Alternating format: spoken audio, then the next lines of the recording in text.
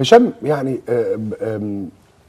انا بحترم كابتن طاهر ابو زيد جدا طبعا، وبحترم ارائه وراجل يعني ليجند، اسطوره حقيقيه. كان في حديث يعني تقريبا مع ابراهيم عبد الجواد تقريبا امبارح، وقال ان يعني تقييمي لكولر ان هو مدرب كويس وبس. يعني ما اقدرش اقول عليه مدرب جامد، مدرب كويس اوكي.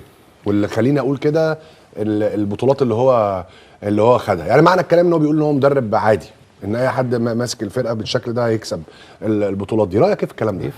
بص لازم طبعا احترم كلام كابتن طاهر ابو زيد، وانا في نفس الوقت عايز اقول لك ايه، كولر ما عندوش حته ابداعيه.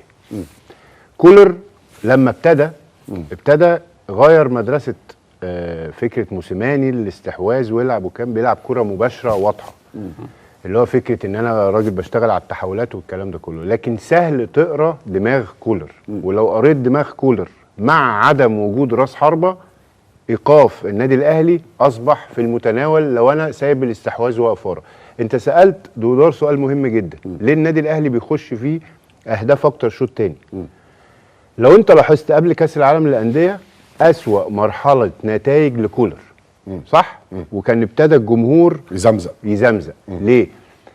النتائج الوحشه النادي الاهلي دايما بيبتدي بغبه النادي الاهلي اللي هي من 1907، بنزل كابس الحاجات دي كلها. لو الفرقه اللي قدامي صامده كويس انا ببتدي اندفع بشكل كبير الشوط الثاني، فالنتائج ما كانتش كويسه، النتائج والاهداف ما كانتش كتيره، وكان في ازمه تسجيل اهداف، فبيبتدي يحصل اندفاع، فببتدي استغل المساحات اللي موجوده في ظهر النادي الاهلي. صحيح.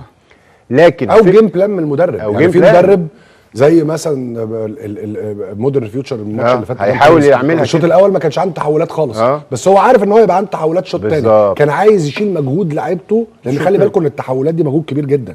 انت ناس بتضرب 60 70 يارده والناس كلها بتزق وراهم 60 70 يارده، هو ممكن يكون في الشوط الاول مش عايز يعملها، بس هو عايز يعملها الشوط الثاني طبعا. بس انا عايز اقول لك حاجه تاكيدا على الكلام ده، كولر مدرب ليه شخصيه قويه جدا، مدرب النقطه او النقطتين اللي بيكسب بيهم طور النادي الاهلي اللي ليه واللي عليه في ايه؟ طور النادي الاهلي. النادي الاهلي بيعمل ضغط عكس يا ميدو مرعب، مرعب، مفيش فرقه في مصر بتعمله.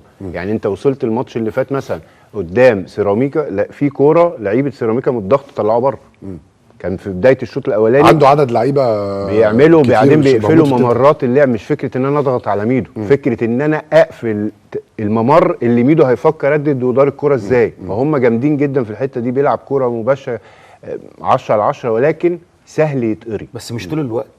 يعني كلامك هو مش طول الماتشات. لا مش الماتش نفسه، هو مش طول الماتشات. لا هو ممكن انتوا الاثنين بتتكلموا في اتجاه واحد، لو بدنيا الفرقه في وقت صح. انتهاج اسلوب الضغط العكسي بيرهق اي فريق في الشوط الثاني. عشان كده الاهلي دخل في 9 اجوان في الشوط الثاني في الماتشات اللي فاتت، صح. يعني انت لما في ماتش فلومينينس مثلا بيعملوا الضغط العكسي 10 على 10 في الشوط الاولاني، لما حاول يعملها الشوط الثاني اللعيبه مش قادره، صح. لان هو اسلوب ما ينفعش تلعب بيه كل المباريات، خلي بالك، وبيعمل اصابات. وبانت حاجه ثانيه يا ميدو، بيعمل اصابات، خلي بالك. لو انت لاحظت بالذات في ماتش فلومينينزي ان انت الشوط الاول كنت بتعمله كمنظومه، كتله واحده بتضغط، الشوط الثاني جسم هو اللي بيضغط، وهتلاقي النص الملعب سايبين مش قادرين. حاجه ثانيه كمان يا ميدو اقول لك ايه، ان انت لعبت بطولتين جامدين قوي، رتمهم عالي قوي بدري قوي في السيزون. انت بطوله الدوري الافريقي، الدوري الافريقي دي اللي بوظ الدنيا. الدوري الافريقي عملتهم في اجهاد كبير جدا، رتمها عالي قوي على اول السيزون. انت كده ادرى مني، انا اتكلمت في القصه دي. بلس ان انت تروح داخل بقى لعب بطوله كاس عالم للانديه، فانت طبيعي لازم المعدلات البدنيه هتقل مهما كان انت مين، مع حتى اسلوب لعبك ان انت بتضغط عالي والكلام ده كله، اكيد هتتعب، اكيد الشوط الثاني في اي ماتش مش هتبقى لا عاوز اقول لك حاجه ثانيه برضه، ده بلس ان هو بيعمل فكره ان انت دلوقتي قول لي اسلحه ثالثه لو انت هرشت طريقه لعب كولر هو ممكن يعمل تغيير. يعني مثلا موسيماني كان عنده مره واحده تلاقي 3-4-3، ممكن تلاقيه بيلعب 4-1 بيعمل البيس، لكن كولر لا، كولر لا.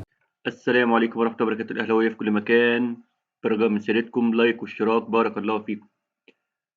في الكلام اللي قالوه الكباتن النهارده كلام صحيح وكلام مش صحيح، بس احنا عايزين نعترض على اهم نقطه اللي هي خاصه بموضوع الاجهاد.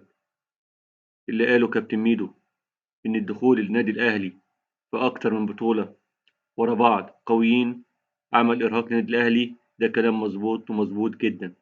النادي الاهلي لعب اكتر من بطوله ورا بعض، فتره قريبه من بعض، البطولات كلها قويه. السوبر ليج الافريقي، دخلنا في كاس العالم للانديه مع بطوله السوبر المصري، كل دي مباريات قويه جدا خاضها النادي الاهلي فترات صغيره جدا. فطبعا لازم تاثر على الاداء وتعمل حمل بدني عالي على اللعيبه، وهتسبب لهم طبيعه الحال الارهاق.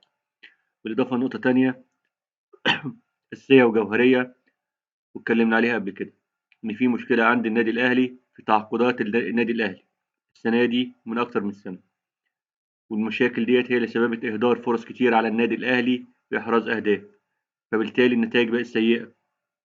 النادي الاهلي كان محتاج تدعيمات، ولجنه الكوره تقاعست وتكاسلت وعليها علامات استفهام كبيره في انجاز الصفقات سواء على الدوري المحلي او المحترفين الخارجيين، وده عمل لنا مشكله السنه دي في عمليه الروتيشن وافتقاد كولر للثقة في بعض اللعيبة السنة دي، مع وجود بعض اللعيبة سنهم كبر ومش قادرين يدوا مع بعض الإصابات، أثر على أداء النادي الأهلي. كل ده أثر على أداء النادي الأهلي.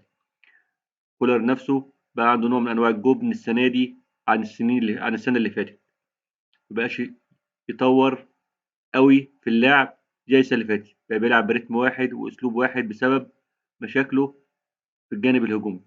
المشاكل دي تتحل بوجود 2 مهاجمين على الأقل، مش مهاجم واحد. جبنا موديس يا فرحة ما تمت، ما أفادناش بأي حاجة ولا هيفيدنا بأي حاجة.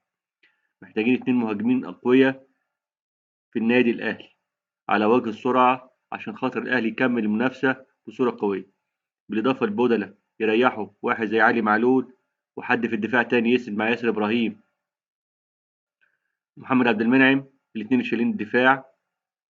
نتمنى في أقرب فرصة لجنة التعاقدات تعدل من أوضاعها والخيبة اللي هي فيها. إن كنت أهلاوي أصيل، إن كنت من عشاق الرياضة المصرية، قول لنا رأيك في التعليقات. متنساناش بلايك واشتراك، وبارك الله فيكم، والسلام عليكم ورحمة الله وبركاته.